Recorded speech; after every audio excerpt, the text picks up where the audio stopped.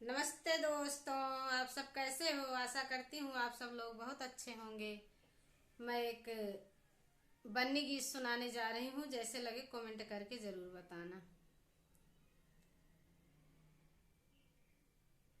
घटा घेरी आई काली बदरिया, हरे दुल्हे सांवलिया।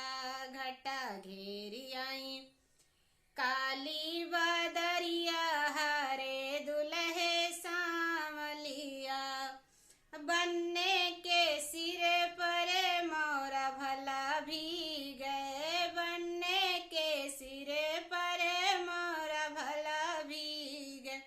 बन्नी के भी गई माउरिया, हरे दुल्हे सांवलिया।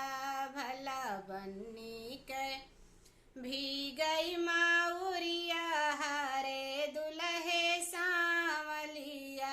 घटा घेरी आई काली बदरिया, हरे दुल्हे सांवलिया।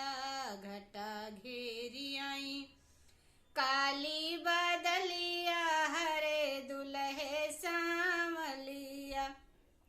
बनने के अंग पर जमा भी गई, बनने के अंग पर वो जमा भी गई।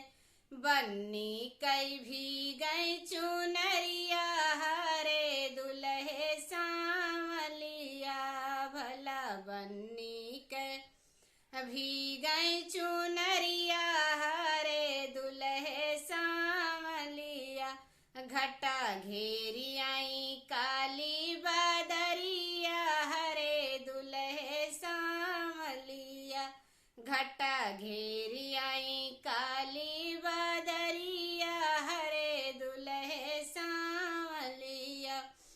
बनने के हाथ में घड़िया भला भी गए, बनने के हाथों में ओ घड़िया भी गए। बन्नी कई भी गई कंगनवा, हरे दुल्हे सांवलिया।